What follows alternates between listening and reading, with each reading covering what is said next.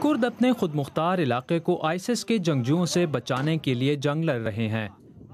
شمالی عراق میں کردوں کے دارالحکومت اربیل میں مجھے آئیسس سے اختلاف رکھنے والے ایسے سنی جنگجوؤں سے ملنے کا موقع ملا جو کہ انبار صوبے میں لڑ رہے ہیں۔ ان کا دعویٰ ہے کہ بغداد بہت جلد ان کے قبضے میں ہوگا۔ اہم بات یہ ہے کہ سنی جنگجوؤں کا خیال ہے کہ آئیسس اور ان سے منسلک غیر ملکی جنگجوؤں نے ان کے انقلاب کو ہائی جیک کر لیا ہے۔ وہ اب شیعہ نوجوانوں کو ہم سے لڑنے کے لیے تیار کر رہے ہیں، لیکن صرف ایک ماہ کی بات ہے، ہم جلد بغداد پر قبضہ کر لیں گے اور وہاں ہمارا انقلاب چھا جائے گا۔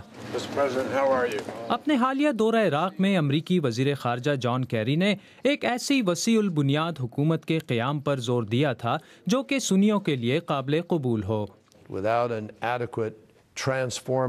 عراقی رہنماؤں کی جانب سے ایک مناسب اور شفاف فیصلے کے بغیر امریکہ اور اس کے اتحادیوں کا جنگجوؤں کے خلاف لڑنے کا فیصلہ اگر ناممکن نہیں تو محدود ضرور ہوگا۔